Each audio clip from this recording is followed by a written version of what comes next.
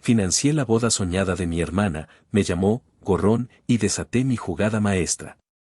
Si aún no estás suscrito al canal, haz clic en el botón de suscripción y activa la campanita para no perderte ninguna de nuestras historias. Tu apoyo significa todo para nosotros. Si esta historia te parece interesante, déjale un like. También me encantaría saber de qué ciudad eres, déjanos el nombre de tu ciudad en los comentarios. Ahora, empecemos con la historia. Me llamo Mateo, para servirles, o al menos eso es lo que mi familia parece haber pensado siempre. Soy ingeniero, de esos que se la pasan picando código y resolviendo problemas, un tipo chambeador, como dicen por ahí. No me quejo de mi suerte, me va bien, o al menos lo suficientemente bien como para haber juntado, con el sudor de mi frente y privándome de uno que otro gustito, una lanita decente. Mis ahorros de varios años, ¿saben? Tenía un plan para ellos, uno bien personal, el enganche para un departamentito en una colonia más o menos céntrica, algo mío, mi propio espacio donde colgar mis cuadros de superhéroes sin que nadie me dijera nada. Un sueño sencillo, pero era el mío. Desde que tengo memoria, en mi casa los papeles estaban bien repartidos. Yo era el fuerte, el responsable, el que siempre tenía que resolver los entuertos. Mi hermana Sofía, unos años menor, era la princesita del cuento, y mi mamá, Elena, bueno, ella era la reina madre que se desvivía por cumplir cada capricho de su adorada hija. Yo era el proveedor de soluciones, el hermano mayor que siempre estaba ahí para apagar los fuegos que Sofía, con su encantadora ingenuidad o no tanta, solía provocar. Hace poco más de un año, Sofía nos dio la noticia de que se casaba. ¿El afortunado? Un tal Javier, un tipo con más ínfulas que presupuesto real, o al menos eso me pareció desde el primer momento en que lo conocí en una cena familiar. Sofía estaba deslumbrada, veía en él al príncipe azul que la llevaría a vivir a un castillo.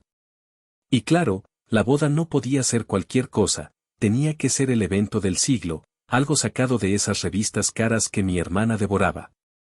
Lo que empezó como una idea de algo íntimo y bonito escaló rápidamente a un proyecto digno de la realeza europea, o casi.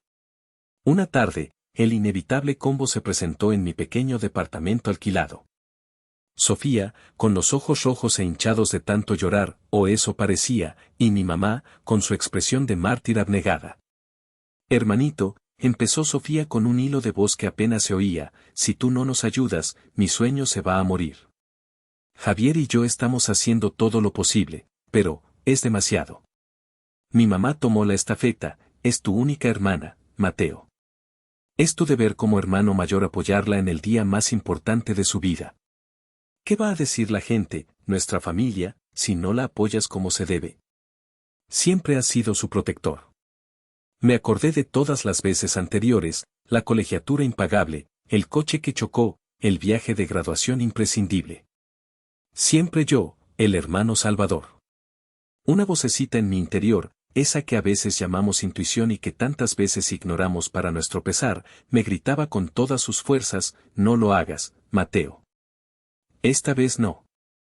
Pero ver a Sofía, mi hermanita, la que cargué de bebé, tan supuestamente desconsolada, me tocó una fibra sensible. Caí, como tantas otras veces. Está bien, no te preocupes, Sophie. Las voy a apoyar, dije, y mientras esas palabras salían de mi boca, sentí como la imagen de mi futuro departamento se desvanecía en el aire como humo.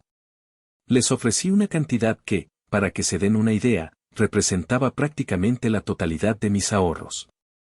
Cada centavo ganado con horas extra, con fines de semana sin salir, con cafecitos de olla en lugar de esos lattes carísimos. Pero, por favor, adminístrenlo con cabeza, ¿sí? Que esto es el fruto de mucho jale, de mucho esfuerzo. Sofía me abrazó con una efusividad que, ahora que lo pienso, era más teatro que agradecimiento genuino. Gracias, hermanito. Sabía que no me fallarías, exclamó entre sollozos que se secaron sospechosamente rápido. A los pocos días empezaron las primeras señales, esas pequeñas banderas rojas que uno prefiere no ver. En una llamada, Sofía me comentó, como quien no quiere la cosa, fíjate que Javier quiere contratar al fotógrafo de sociales que le hizo las fotos a no sé quién, obvio, cuesta un ojo de la cara, pero gracias a ti, hermanito, Se puede. Ya no era gracias a nuestro esfuerzo conjunto o vamos a ver cómo le hacemos, no. Era un directo y contundente gracias a ti. Fue entonces cuando, más por la costumbre de mi trabajo de ingeniero de llevar todo ordenado, que por una desconfianza real en ese momento, abrí una hoja de Excel en mi computadora. La titulé, Gastos Boda Sophie. Ingenuo de mí, pensé que sería una lista corta. La hoja de Excel, aquella que pensé sería un simple control personal, empezó a engordar a una velocidad alarmante. Parecía que cada día surgía un nuevo imprescindible para la boda de ensueño de mi hermana.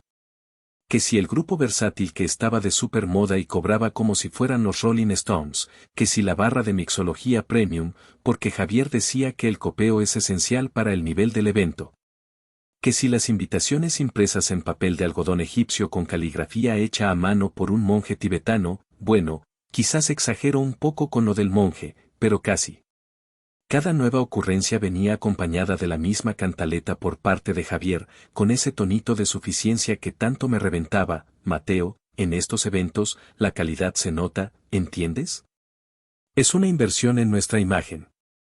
Yo me preguntaba en silencio, ¿nuestra imagen o la tuya y la de mi hermana, pagada con mi dinero? Intenté, de verdad que intenté, poner un alto o al menos sugerir alternativas más razonables. Sophie, ¿estás segura de que necesitan esas flores traídas desde Holanda? Hay opciones nacionales muy bonitas y mucho más económicas, le dije un día, con toda la diplomacia de la que fui capaz. Su respuesta fue un suspiro de fastidio y una mirada de condescendencia. Ay, Mateo, por favor, no empieces con tus cosas. Ya estamos en esto, no podemos escatimar ahora. Además, mis suegros van a invitar a gente muy importante, tenemos que lucirnos, es nuestro futuro. Mi madre, que parecía tener un radar para estas conversaciones, intervenía como por arte de magia, no seas codo con tu hermana, Mateo, por Dios. El dinero va y viene, pero los recuerdos de una boda así son para siempre. Sí, claro, y las deudas también, pensaba yo. Mi compa Carlos, mi mejor amigo desde la secundaria, un tipo franco y con más calle que yo, intentó abrirme los ojos. Aguas, mi Mateo, me dijo un sábado que nos vimos para echar unas cervezas. Me contaron por ahí, de buena fuente, que la familia de tu futuro cuñado, los papás de Javier, presumen mucho pero andan más ahorcados que una piñata en posada. Y ese Javier tiene una famita de vividor que no se la quita nadie. Sacudí la cabeza, queriendo creer en la bondad inherente de la gente, o al menos de mi hermana. No seas así, Carlos, seguro es envidia. Sofía está muy ilusionada. Pero Carlos, terco como el solo, insistió, ¿ya checaste bien si los pagos grandes, los contratos fuertes, los están haciendo a nombre de quién? No vaya a ser que te estén usando de prestanombres sin que te des cuenta, y al rato el que tenga problemas con el SAT seas tú. Esa espinita, esa maldita espinita, sí que se me quedó clavada. Aunque intenté no darle importancia, empecé a ser un poco más cuidadoso al revisar los conceptos de pago que me pasaban. Mientras tanto, las microagresiones y las tareas ingratas se volvieron el pan de cada día. Yo era el chofer designado para recoger los recuerditos divinos al otro lado de la ciudad, el mensajero de confianza para llevar anticipos en efectivo a proveedores dudosos que ofrecían descuentos si no es con tarjeta. Hermanito, ya sabes, para los impuestos. En una de esas famosas reuniones para la degustación del menú, una pantomima de varios tiempos donde la comida era lo de menos y lo importante era codearse, Javier, con su típica sutileza de elefante en cristalería, soltó frente a sus padres y otros invitados, oye, Mateo, ¿y ese cochecito que traes, a ver cuándo lo cambias, no? Uno así como que no va con el nuevo estatus de la familia, ¿o sí? Sofía le dio un codazo disimulado, pero se rió por lo bajo. Sentí como la cara me ardía. Yo solo sonreí y dije, este me lleva y me trae, que es lo importante. Los padres de Javier apenas me dirigieron la palabra en toda la noche. El golpe más duro, sin embargo, fue uno silencioso. Tenía planeado y pagado un curso de actualización de software, algo realmente importante para mi carrera, para mantenerme vigente. Una semana antes, surgió un pago imprevisto urgentísimo de la boda, la carpa y la decoración floral para el jardín de la hacienda habían subido de precio por la temporada. Tuve que cancelar mi curso y usar ese dinero. Se lo mencioné a Sofía, esperando al menos un qué lástima, hermanito. Su respuesta fue, ay, bueno, ya luego lo haces, ¿no? Esto es más importante ahora. Nadie más en mi familia lo notó, o si lo hicieron, prefirieron no decir nada. Ese día, la sensación de ser un simple instrumento, una cartera con patas, se hizo más pesada. Mi tía Carmen, hermana de mi mamá, apareció un domingo en la casa con su habitual radar para el chisme y su lengua viperina disfrazada de preocupación familiar. Mijito, te veo flaco, ojerudo, me dijo mientras me inspeccionaba de arriba abajo como si fuera un caballo en feria. ¿No estarás trabajando mucho para pagar los caprichos de estos dos? Porque tu mamá anda por ahí presumiendo que estás fascinado con ser el padrino principal y que no escatimas en gastos para que tu hermanita tenga la boda que merece. Sentí un nudo en el estómago. La versión de mi madre siempre era tan conveniente. Solo atiné a sonreír con la mayor falsedad que pude y decir, todo sea por la felicidad de Sophie, tía. Ella entrecerró los ojos, como si no se tragara el cuento, pero no dijo más, solo un pues sí, pero que no abusen, mijito, que no abusen. Un domingo, en una de esas comidas familiares que se habían vuelto una tortura para mí, llenas de conversaciones sobre la boda y de miradas evaluadoras de Javier y su clan, mi tío Benjamín, hermano de mi papá, se me acercó. El tío Benjamín es un hombre de campo, de pocas palabras pero mucha sabiduría, de esos que tienen un olfato especial para la gente y las situaciones. Me vio apartado en el jardín, con la mirada perdida. Se sentó a mi lado, ofreciéndome un vaso de agua de Jamaica. Mijo, comenzó con su voz pausada, no soy quien para meterme en sus cosas, pero a veces el que da el pan con gusto, no recibe ni las gracias. Abra bien los ojos, Mateo. Hay gente que confunde la bondad con la debilidad y acaban tomándole la medida a uno. Sus palabras eran como piedras, pesadas y directas. En ese momento, atrapado en la vorágine de complacer y evitar conflictos, no le di la importancia que merecían. Pensé que exageraba, que era la desconfianza natural de la gente mayor. Y qué equivocado estaba y cuánto me arrepentiría después de no haber escuchado esa voz de la experiencia. El incidente del vestido de novia fue otro capítulo en esta saga de absurdos. Acompañé a mi madre y a Sofía a la última prueba. El vestido era una creación de un diseñador de esos con nombre rimbombante, carísimo a todas luces, con metros y metros de tela y encajes que a mí me parecían más un disfraz que un atuendo nupcial. Mientras Sofía se admiraba en el espejo con éxtasis, girando y posando, el diseñador, con una sonrisita ensayada, mencionó que había un pequeño saldo pendiente por concepto de ajustes de alta costura y aplicaciones de cristal importado. La cifra no era para nada pequeña. Sofía volteó hacia mí con sus ojos de Bambi degollado a punto de llorar. Hermanito, ¿crees que podrías?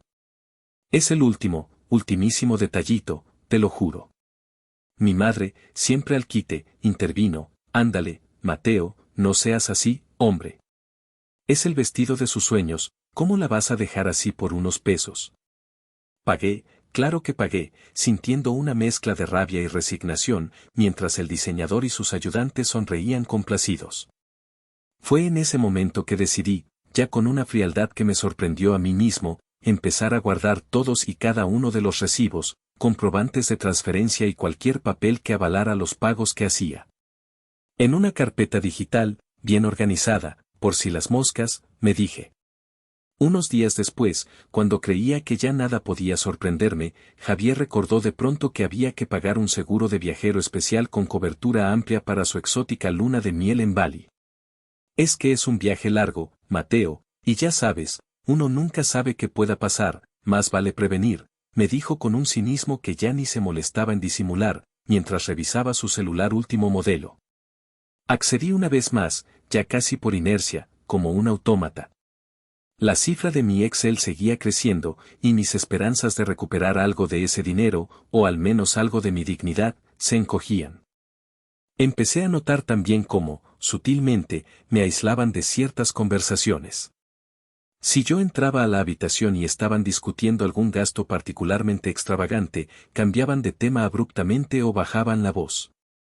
Si me atrevía a cuestionar la necesidad de algo, como por ejemplo, ¿por qué contratar un servicio de retoque de maquillaje profesional permanente para Sofía y las damas durante toda la fiesta? Sofía y Javier intercambiaban miradas cómplices, y mi hermana me decía con un tonito condescendiente, «Ay, Mateo, tú no entiendes de estas cosas. Es para que salgamos perfectas en las fotos toda la noche».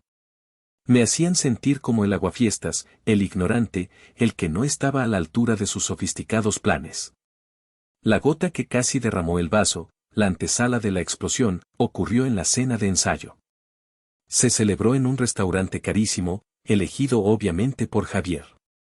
Durante el brindis, los padres de mi futuro cuñado hablaron largo y tendido sobre la importancia de las buenas familias que se unen y cómo su adorado hijo Javier había encontrado por fin a alguien a su altura, de buena cuna. La indirecta hacia mi familia, y por extensión hacia mí, el que estaba pagando la fiesta, fue tan directa y ofensiva que hasta mi padre, usualmente tan pasivo, se removió incómodo en su silla. Yo solo sonreí, una sonrisa tiesa, pero por dentro, la procesión de mi enojo iba avanzando, lenta pero implacable, hacia un destino que ya empezaba a vislumbrar.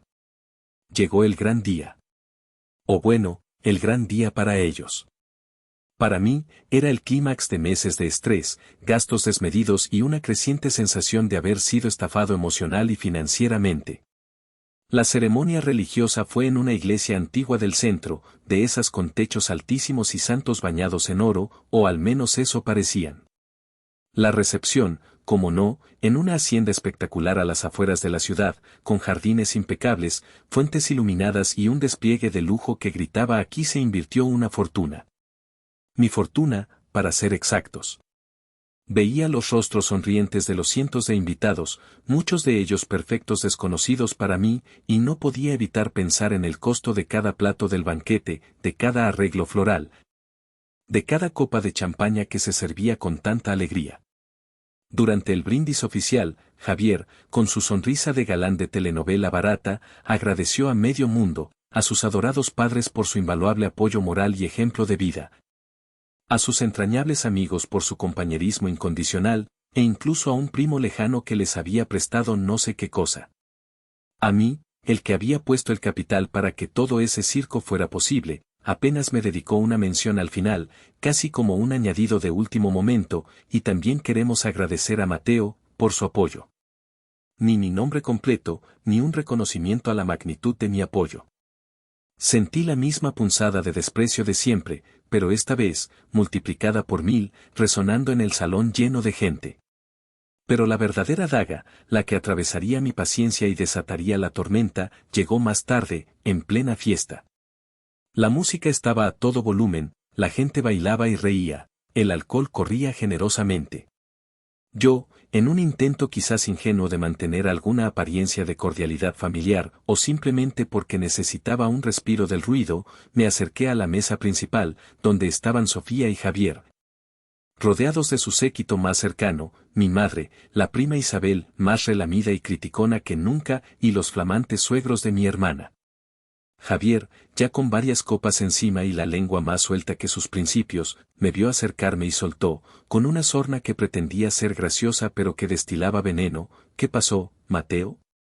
¿Vienes a ver si te toca algo del pastel antes que los demás?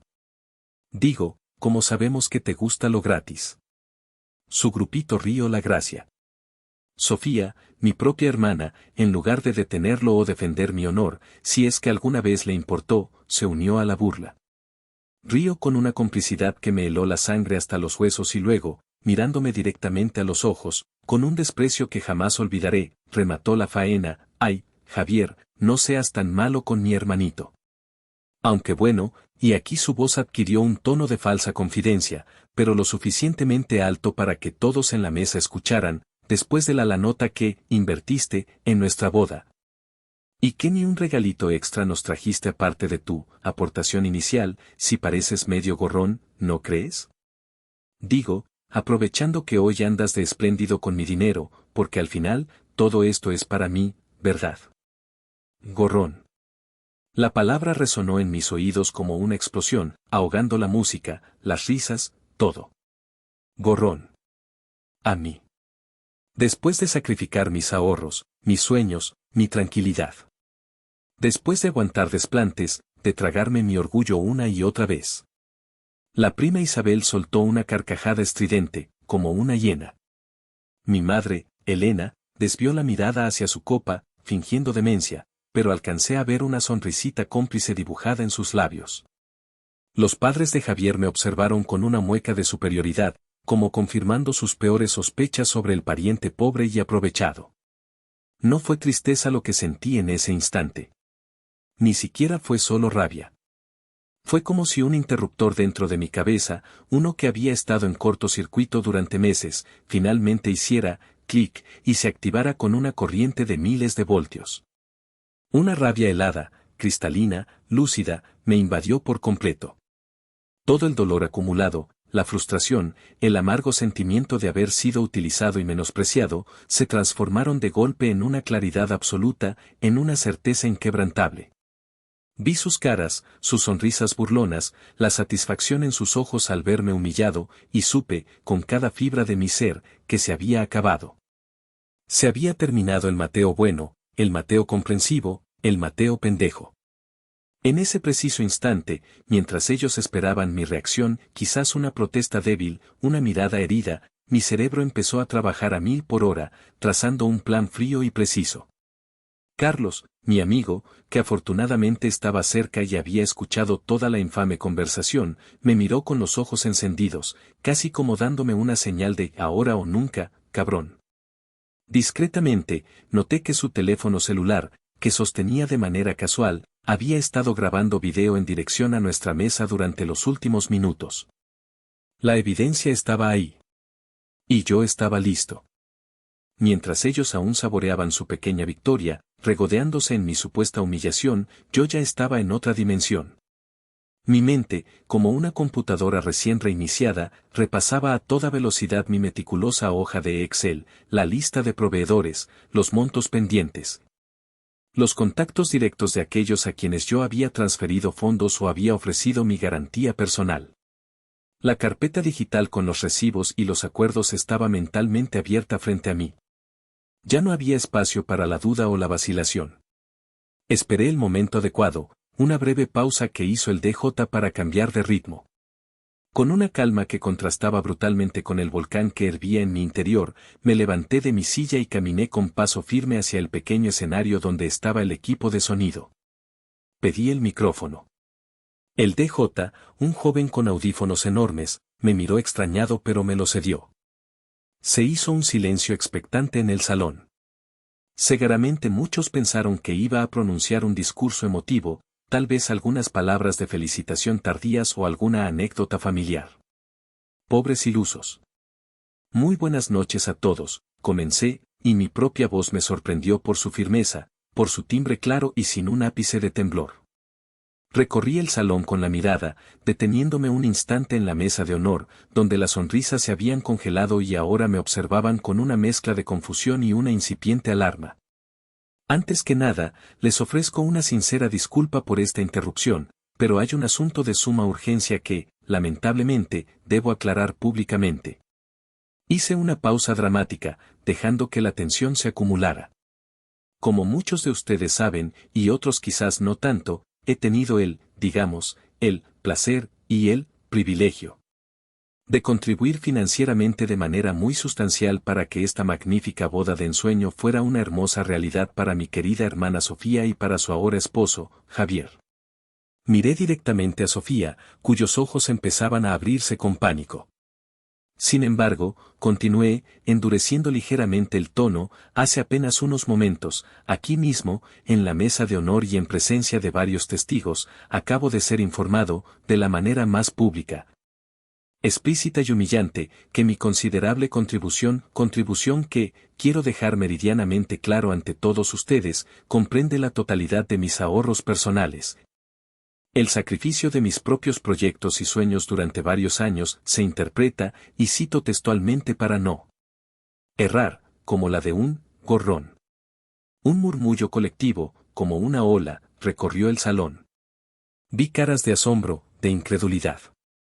Sí, damas y caballeros, un gorrón. Alguien que, según las palabras textuales que acabo de escuchar de boca de mi propia hermana, aprovecha para obtener cosas gratis con el dinero de otros. Dado que mi intención nunca ha sido, ni será jamás, ser una carga para nadie, y mucho menos actuar como un parásito o un gorrón, enfaticé la palabra con sarcasmo.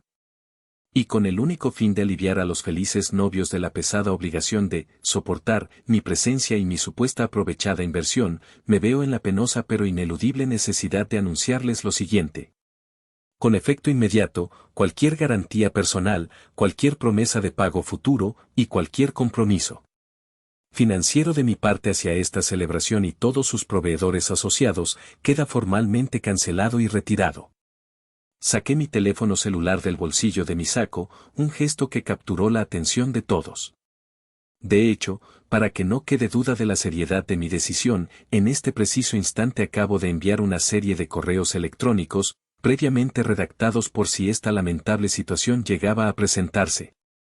Y vaya que mi instinto y el sabio consejo de algunos me lo advertían, a los principales proveedores con los que tuve trato directo. En dichos correos se les notifica esta irrevocable decisión, con copia certificada para los correos personales de Sofía y Javier. Levanté la vista del teléfono y los miré. La hacienda, el servicio de banquetes, la orquesta, el servicio de video y fotografía profesional, la decoración floral exuberante, la lista, créanme, es bastante larga y los montos pendientes, considerables. Sofía, Javier, dije mirándolos fijamente, sus rostros ahora eran una máscara de horror puro.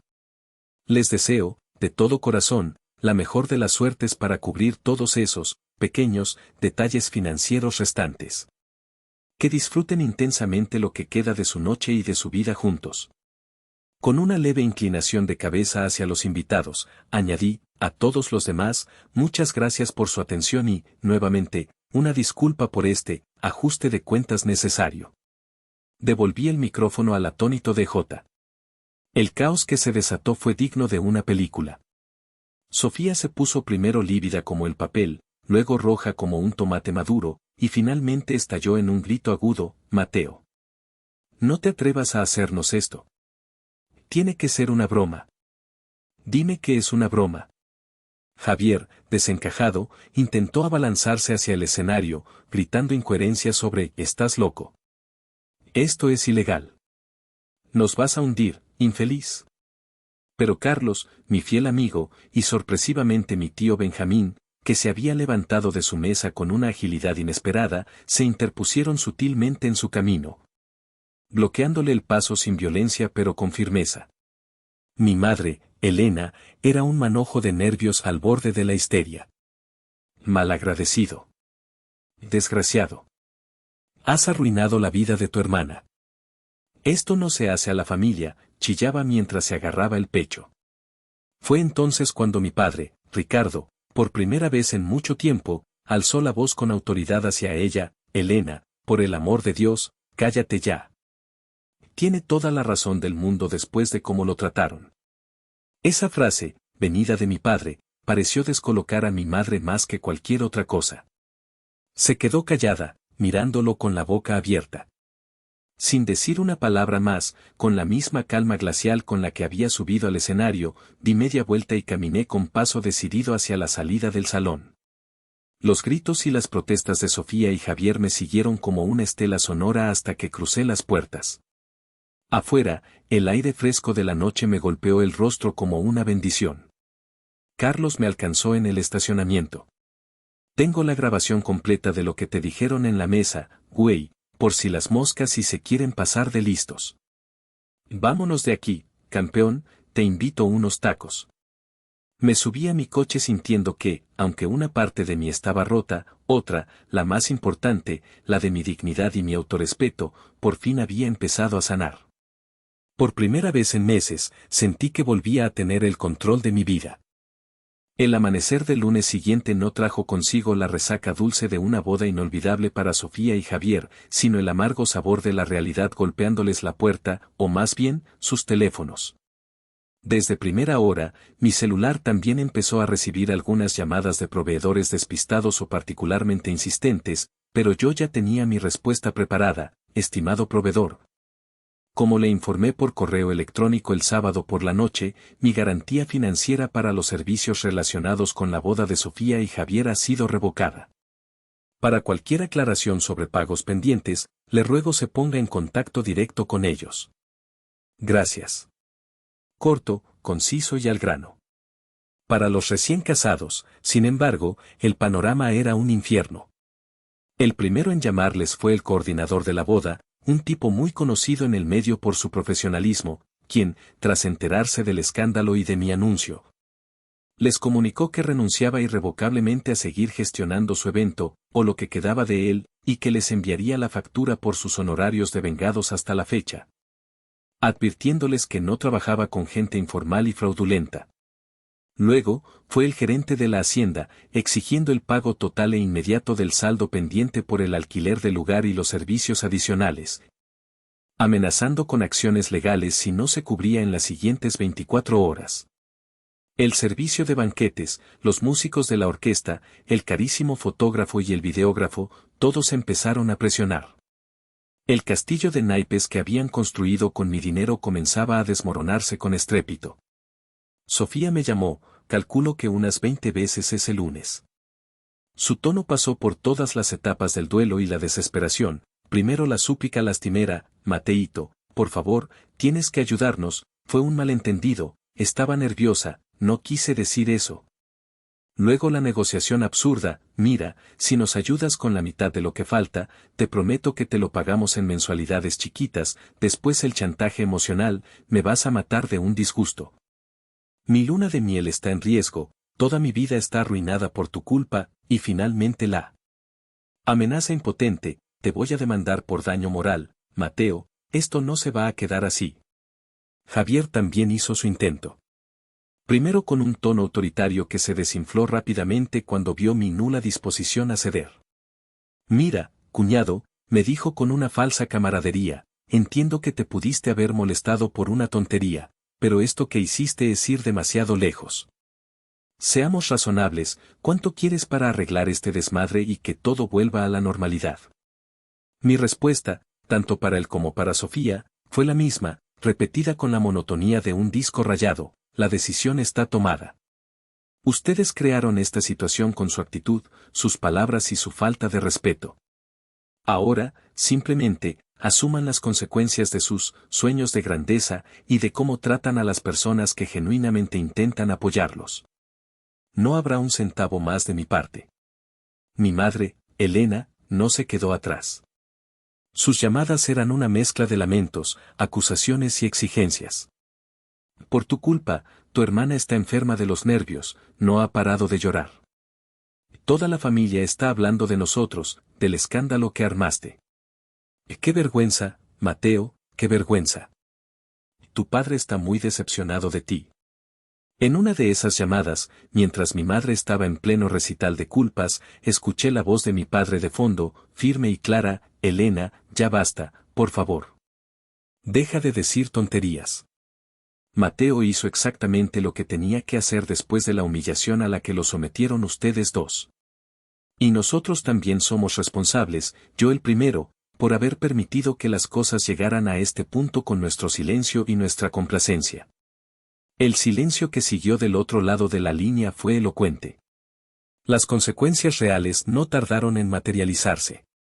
La soñada luna de miel en un resort de lujo en Bali, obviamente, se canceló. No solo perdieron los considerables depósitos que ya se habían hecho, con mi dinero, claro está, sino que algunas agencias les exigían penalizaciones por cancelación tardía. Tuvieron que empezar a vender algunos de los regalos de boda más costosos para intentar cubrir las deudas más urgentes, lo cual, según supe después, generó otro tipo de conflictos con los invitados que se enteraron. Javier tuvo que pedir un préstamo considerable a sus padres, quienes, de acuerdo con lo que me contó discretamente mi padre, estaban absolutamente furiosos con él por el ridículo y el escándalo, pero sobre todo con Sofía, a quien culpaban por la poca clase de su familia y por haber metido a su inocente hijo en semejante embrollo financiero. La imagen de pareja perfecta y adinerada que tanto se habían esforzado en proyectar se hizo añicos en cuestión de días, dejando al descubierto la cruda realidad de sus pretensiones. El círculo social que tanto anhelaban impresionar, ahora lo señalaba y cuchicheaba a sus espaldas. En medio de todo este torbellino, recibí una llamada inesperada de mi tía Carmen. Su tono era completamente diferente al habitual, sin ese deje de chismorreo malintencionado. Sobrino, me dijo con una seriedad que me sorprendió, sé que no soy la más indicada para decirte esto, y que a veces mi lengua habla de más, pero qué bárbaro lo que hiciste. Mis respetos. Ya era hora de que alguien les bajara los humos a tu hermana y a tu madre, que se sentían la divina garza. Tu tío Benjamín siempre lo dijo, que ese Javier era puro pájaro nalgón, mucho ruido y pocas nueces. Si necesitas algo, cualquier cosa, no dudes en buscarme, ¿eh? Su validación, viniendo de quien venía, fue un pequeño pero significativo bálsamo. Incluso Carlos me contó, entre risas, que algunos invitados de la boda, gente que yo ni conocía, lo habían contactado para felicitarme discretamente por mi valentía y por poner en su lugar a esos aprovechados. Parece que mi jugada maestra había resonado más de lo que imaginaba. Un par de semanas después de la boda, cuando el polvo del escándalo comenzaba a asentarse un poco, mi padre me pidió que nos viéramos. Nos encontramos en un café tranquilo, lejos del barullo familiar. Lo noté avejentado, con una tristeza en la mirada que no le conocía. Hijo, comenzó con la voz entrecortada, no sé ni por dónde empezar, pero quiero pedirte perdón. Un perdón profundo y sincero. Por mi silencio cómplice durante tanto tiempo, por mi cobardía al no poner límites a tu madre y a tu hermana, por permitir que te pisotearan y abusaran de tu buena fe una y otra vez. Sus ojos se humedecieron. Tu madre y yo malcriamos terriblemente a Sofía, le hicimos creer que merecía todo sin esfuerzo, y tú, por ser el bueno, el responsable, siempre terminaste pagando los platos rotos. Estoy avergonzado de mí mismo, pero también, y quiero que lo sepas, estoy inmensamente orgulloso de la entereza con la que te defendiste. Lo que hiciste fue drástico, sí, pero te entiendo y te apoyo, aunque me duela en el alma la situación en la que estamos como familia. Sus palabras, cargadas de un arrepentimiento genuino, fueron un bálsamo para muchas de mis heridas. Por primera vez en años, sentí que recuperaba a mi padre, o al menos, que sentábamos las bases para una relación más honesta y real. Mi tío Benjamín también me llamó unos días después. Mijo, me dijo con su característica sabiduría campirana, que a veces en esta vida hay que ser mano dura para que la gente aprenda la lección. No es bonito, ni fácil, pero es necesario. Usted no perdió nada, al contrario, recuperó su dignidad y su respeto, y eso, en estos tiempos, vale más que todo el oro del mundo. No se achicopale por los que hablan, usted siga su camino con la frente en alto. Sus palabras me dieron una gran fortaleza. Pasaron los meses. Sofía intentó un último acercamiento. Fue a través de un mensaje de texto, largo y lleno de autocompasión. Resumía cómo su vida era un desastre, cómo las deudas los estaban ahogando, cómo Javier había resultado no ser el príncipe que ella esperaba y cómo su sueño se había convertido en una pesadilla. Al final, la inevitable petición, Mateo, sé que lo arruiné todo, que te fallé de la peor manera. Estoy pagando cada día mis errores. Entiendo perfectamente si no quieres volver a saber de mí, pero, te lo ruego como hermana, ¿habría alguna posibilidad, por remota que sea, de que pudieras reconsiderar y ayudarnos con un préstamo? Aunque sea una cantidad pequeña. Te juro por lo más sagrado que te lo pagaremos hasta el último centavo. Lo medité durante varios días. Una parte de mí, esa fibra de hermano mayor que tanto habían explotado, sintió una punzada de lástima. Pero la herida era demasiado profunda, la lección demasiado importante como para olvidarla. Le respondí con la mayor calma y honestidad que pude, Sofía, aprecio la franqueza de tu mensaje y lamento la situación por la que estás pasando. Sin embargo, creo que sigues sin entender el fondo del asunto. El dinero nunca fue el problema principal entre nosotros, sino la constante falta de respeto, la manipulación y el abuso de confianza que ejercieron sobre mí durante tanto tiempo. Necesitan aprender, ambos, a hacerse responsables de sus decisiones, de sus actos y, sobre todo, de cómo tratan a las personas que los rodean, especialmente a aquellas que alguna vez les ofrecieron su apoyo incondicional. En este momento, no puedo ni quiero ayudarte financieramente. Quizás en un futuro lejano, cuando las heridas hayan sanado de verdad y haya un cambio genuino en ustedes, podamos volver a hablar y reconstruir algo de lo que se rompió. Pero hoy, mi prioridad absoluta soy yo, mi bienestar y mi futuro. Y así lo hice. Retomé con más fuerza mis planes para el departamento. El dinero que había destinado a la boda de Sofía, o al menos una parte considerable que logré salvar al detener los pagos, volvió a mi cuenta de ahorros, pero esta vez con un propósito claro y exclusivamente para mí. Me inscribí en aquel curso de actualización que había pospuesto y empecé a buscar opciones para invertir una parte de mis ahorros. Me sentía más ligero, más fuerte, más sabio. La cicatriz en el corazón por la traición de mi hermana y la decepción de mi madre seguía ahí, pero ya no dolía con la misma intensidad. Había aprendido, a un costo muy alto, una lección invaluable sobre los límites, el autorrespeto y la verdadera naturaleza de algunas relaciones familiares. Ha pasado ya más de un año desde aquel día. Con Sofía, la relación es prácticamente nula, apenas algún mensaje esporádico y tenso a través de mi padre en cumpleaños o fechas señaladas. Sé, por lo que me cuenta él, que su matrimonio con Javier es un campo de batalla constante, lleno de reproches mutuos y agobios económicos. Parece que el castillo de naipes se les vino encima con todo y rey. Mi madre sigue resentida conmigo, aferrada a su papel de víctima y a la idea de que yo soy el culpable de todas sus desgracias. Pero su opinión, sinceramente, ha dejado de afectarme como antes. He construido un escudo protector alrededor de mi paz mental. La relación con mi padre y con mi tío Benjamín, en cambio, se ha fortalecido maravillosamente. Hemos encontrado un nuevo nivel de complicidad y entendimiento. Y yo, bueno, yo estoy a punto de firmar las escrituras de mi departamento. Pequeño, pero mío. A veces, la familia que te toca es la que más te enseña sobre los límites que debes aprender a poner para sobrevivir. Defender tu dignidad, tu valor como persona, puede ser la decisión más aterradora y difícil que tomes en tu vida, especialmente cuando implica confrontar a tus seres queridos. Te podrán llamar egoísta, malagradecido, mal hermano, o lo que se les ocurra. Pero al final del día, si no te cuidas tú, si no te respetas tú, ¿quién más lo va a hacer? Yo tomé mi decisión, y aunque el camino ha sido duro, hoy puedo decir que no me arrepiento. Recuperé mi vida y mi futuro. Ahora les pregunto a ustedes, los que me escuchan, ¿qué hubieran hecho en mi lugar? ¿Hasta dónde habrían aguantado tanto abuso? ¿Creen que hice lo correcto? Me interesa mucho leer sus opiniones, sus historias. Los leo en los comentarios.